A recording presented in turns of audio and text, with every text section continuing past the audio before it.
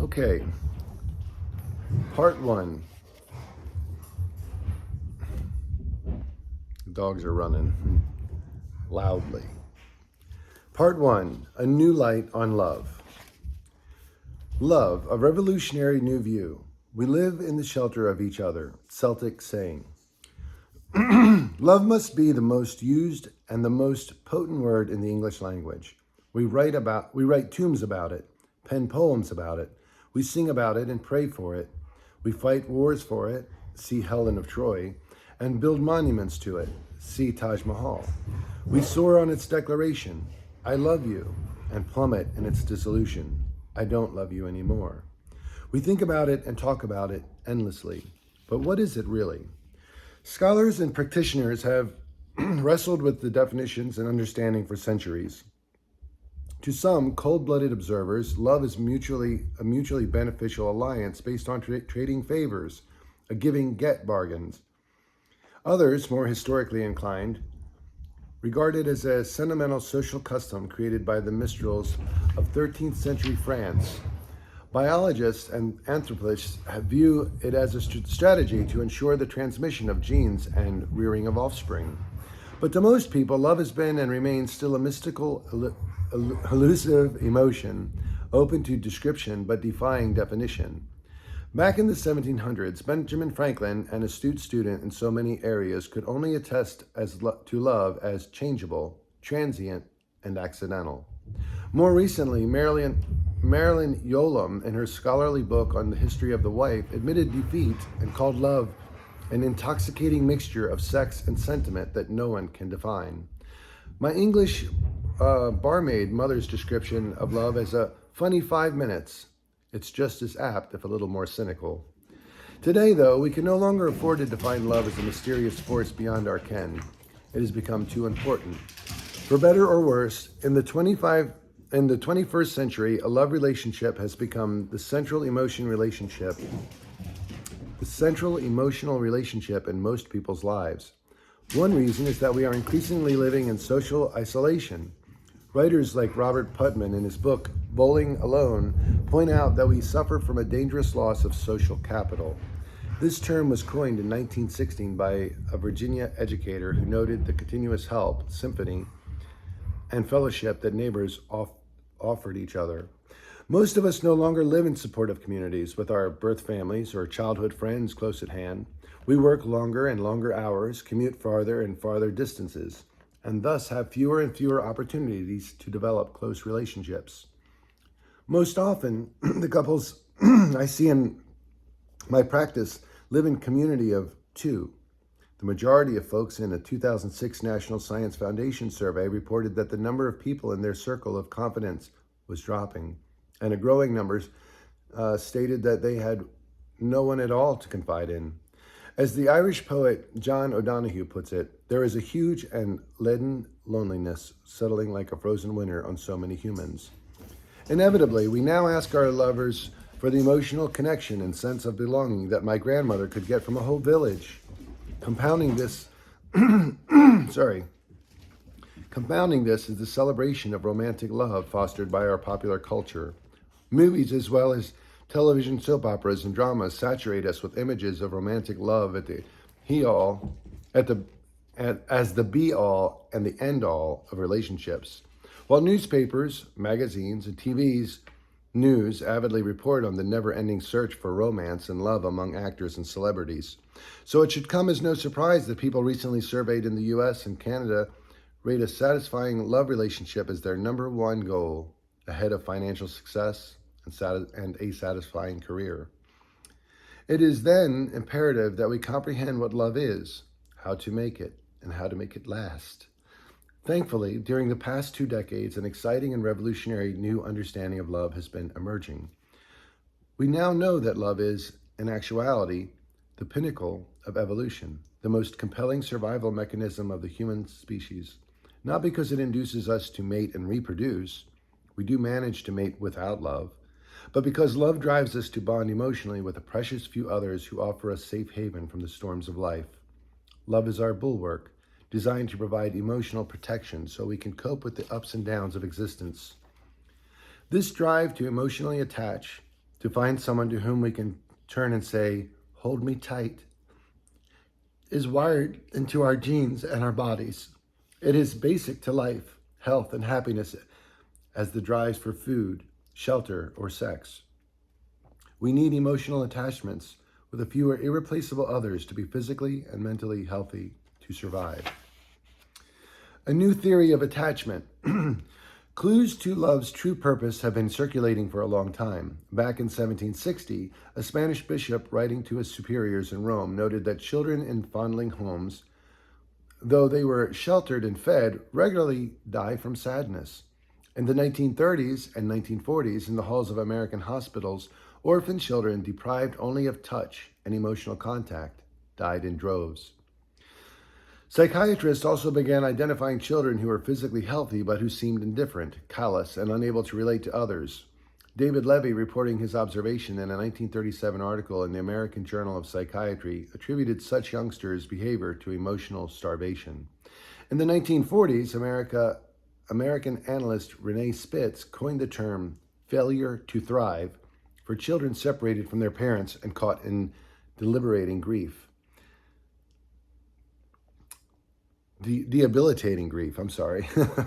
But it remained for John Bowlby, a British psychiatrist, to figure out exactly what was going on. Let me be honest. As a psychologist and as a human being, if I had to give an award for the single best set of ideas anyone had ever had, I'd give it to John Bowlby, hands down, over Freud or anyone else in the business of understanding people. He grabbed the threads of observations and reports and wove them into a coherent and masterful theory of attachment. Born in 1907, Bowlby, the son of a baronet, was raised in the fashion of upper class, primarily by nannies and governesses. His parents allowed him to join them at the dinner table after he turned 12, and then only for dessert. He was sent off to boarding school and then attended Trinity College, Cambridge. Bowlby's life departed from tradition when he volunteered to work in the innovative residential schools for emotionally maladjusted children being started by visionaries like A.S. Neal. These schools focused on offering emotional support rather than the usual stern discipline. Intrigued by his experiences, Bowlby went on to medical school and then took psychiatric training, which included ongoing 7 years of psychoanalysis. His analysis apparently found him a difficult patient. Influenced by mentors like Ronald Fairbrain, who argued that Freud had underestimated the need for other people, Bowlby rebelled against the professional dictum that the crux of patients' problems lay in their internal conflicts and unconscious fantasies. Bowlby insisted that the problem were mostly external, rooted in real relationships with real people. Working with disturbed youngsters at the child guidance clinics in London, he began to believe that blighted relationships with parents had left them with only a few negative ways to deal with basic feelings and needs. Later, in 1938, as a beginning clinician, under the supervision of the noted analyst Melanie Klein, Bowlby was assigned a young, hyperactive boy who had an extreme anxious mother. He was not allowed to talk to the mother, however, since only the child's projection and fantasies were deemed of interest. That infuriated Bowlby. His experience spurred him to formulate his own idea, namely, that the quality of the connection to loved ones and early emotional deprivation is key to the development of personality and to an individual's habitual way of connecting with others. In 1944, Bowlby published the very first paper on family therapy, 44 Juvenile Thieves, in which he noted that behind the mask of indifference is bottomless misery, and behind apparent callousness, despair. Bowlby's young charges were frozen in the attitude, "I will never be hurt again," and paralyzed in desperation and rage. Following World War II, Bowlby was asked by the World Health Organization to do a study of European children left homeless and orphaned by the conflict. His findings confirmed his belief in the reality of emotional starvation and his conviction that loving contact is important as a physical nutrition. Along with his studies and observations, Bowlby was impressed by Charles Darwin's ideas of how natural selection favors responses that help survival. Bowlby came to the conclusion that keeping precious others close is a brilliant survival technique wired in it by evolution. Bowlby's theory was radical and noisily rejected. Indeed, it almost got him thrown out of the British Psychoanalytic Society. Conventional wisdom held that coddling by mothers and other family members created clingy, overdependent youngsters who grew up into incompetent adults. Keeping an antiseptic rational distance was the proper way to rear children. That objective stance held even when youngsters were distressed and physically ill. In Bowlby's era, parents were not allowed to stay in the hospital with their 6 sons and daughters. They had to drop the children off at the door. In 1951, Bowlby and a young social worker, James Robertson, made a movie called A 2-Year-Old Goes to the Hospital, graphically showing a little girl's angry protest, terror, and despair at being left alone in a hospital. Robertson showed the film to the Royal Society in Medicine in London in the hope that physicians would comprehend a child's stress, that separation from loved ones, and need for connection and comfort. It was dismissed as fraud and almost banned. Well into the 1960s in Britain and the United States, parents were allowed to visit their hospitalized offspring for only 1 hour a week. Bowlby needed to find another way to prove to the world what he knew in his heart. A Canadian researcher, Mary Annisworth, who became his assistant, showed him how to do that. She devised a very simple experiment to look at the 4 behaviors that Bowlby and she believed were basic to the attachment. That we monitor and maintain emotional and physical closeness with our beloved, that we reach out for this person when we are unsure, upset, or feeling down, and that we miss this person when we are apart, and that we count on this person to be there for us when we go into the world and explore. The experiment was called The Strange Situation and has generated literally thousands of scientific studies and revolutionized development psychology. A researcher invites a mother and a child into an unfamiliar room. After a few minutes, the mother leaves the child alone with the researcher, who tries to offer comfort if needed. 3 minutes later, the mother comes back. The separation and reunion are repeated once more. The majority of children are upset when their mother walks out. They rock themselves, cry, throw toys. But some prove more emotionally resilient. They calm themselves quickly and effectively, reconnect easily with their mother on their return, and rapidly resume playing while checking to make sure that their moms are still around. They seem confident that their mothers will be there if needed. Less resilient youngsters, however, are anxious and aggressive or detached and distant on their mother's return.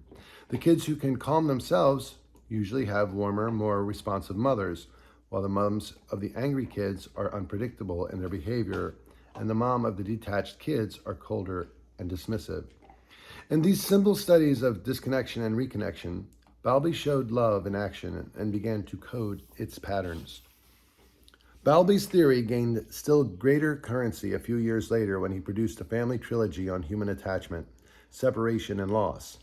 His colleague, Harry Hallow, a psychologist at the University of Wisconsin, also drew attention to the power of what he called contact comfort by reporting his own dramatic research with young monkeys separated from their mothers at birth. He discovered that the isolated infants were so hungry for connection that when given the choice between a mother made out of wire who dispensed food and a soft cloth mother without food, they would choose the squashy rag mother almost every time. Generally, however, Hallow's experiment showed the toxicity of early isolation. Physically healthy infant primates who were separated from their mothers during the first year of life grew into socially crippled adults. The monkeys failed to develop the ability to solve problems or understand the social cues of others. They became depressed, self-destructive, and unable to mate. Attachment theory, at first ridiculed and despised, eventually revolutionized child rearing methods in North America. Now, when I get to sleep beside my child's bed as he recovers from an appendicitis operation, I thank John Bowlby. Today, it is widely accepted that children have an absolute requirement for safe, ongoing physical and emotional closeness, and that we ignore this only at great cost. Love in adults. Bowlby died in 1990. He did not live to see the second revolution sparked by his work, the application of attachment theory to adult love. Bowlby himself had maintained that adults have the same need for attachment. He had studied World War II widows and discovered they exhibited behavior patterns similar to those of homeless youngsters, and that this need is the force that shapes adult relationships. But again, his ideas were rejected. No one accepted a reserved upper-class conservative Englishman to solve the riddle of romantic love. And anyway, we thought we already knew all there was to know about love. Love is simply short-lived, disguised sexual infatuation, Freud's basic instinct dressed up, or a kind of immature need to rely on others. Or love is a moral stance, a self-sacrifice that is all about giving rather than needing or getting. Most important, however, the attachment view of love was, and perhaps still is, radically out of line with our culture's established social and psychological ideas of adulthood, that maturity means being independent and self-sufficient. The notion of the invulnerable warrior who faces life and danger alone ingrained in our culture is long ingrained in our culture. Consider James Bond, the iconic, impervious man, still going strong after 4 decades. Psychologists use words like undifferentiated, codependent, symbiotic, or even fused to describe people who seem unable to be self-sufficient or definitively assert themselves with others. In contrast, Bowlby talked about effective dependency and how being able from the cradle to the grave to turn to others for emotional support is a sign and source of strength. Research documenting adult attachments began just before Bowlby's death. Social psychologists Phil Shaver and Cindy Hazen, then at the University of Denver, decided to ask men and women questions about their love relationships to see if they exhibited the same responses and patterns as mothers and children. They wrote up a love quiz that was published in the local Rocky Mountain News. And their answers, adults spoke of needing emotional closeness from their lover, wanting assurance that their lover would respond when they were upset, being distressed when they felt separate and distant from their loved one, and feeling more confident about exploring the world when they knew that their lovers had their back. They also indicated different ways of dealing with their partners. They also indicated different ways of dealing with their partners. When they felt secure with their lover, they could reach out and connect easily. When they felt insecure, they either became anxious, angry, and controlling, or they avoided contact altogether and stayed distant. Just what Bowlby and Ainsworth had found with mothers and children. Hazen and Shaver followed up with serious formal studies that reinforced the quiz's findings and Bowlby's theories. Their work set off an avalanche of research. Hundreds of studies now validate Bowlby's predictions about adult attachment, and you will find them cited throughout this book. The overall conclusion, a sense of secure connection between romantic pattern, is key in positive, loving relationship and a huge source of strength for the individuals in those relationships. Among the more significant findings, point 1, when we feel generally secure, that is, we are comfortable with closeness and confident about depending on loved ones, we are better at seeking support and better at giving it. In a study by psychologist Jeff Simpson of the University of Minnesota, each of 83 dating couples filled out questionnaires about their relationship and then sat in a room. The female partner had been warned she would soon be participating in an activity that made most people very anxious. The activity wasn't spelled out. The women who described themselves as feeling secure in love relationships on the questionnaires were able to share their unhappiness about the upcoming tasks openly and ask for support from their partners. Women who generally denied their attachment, needs, and avoided closeness withdrew more at those moments. Men responded to their partners in 2 ways. When they described themselves as secure with relationships, they became even more supportive than usual, touching and smiling at their partners and offering comfort. If they described themselves as uncomfortable with attachment needs, they became markedly less sympathetic when their partners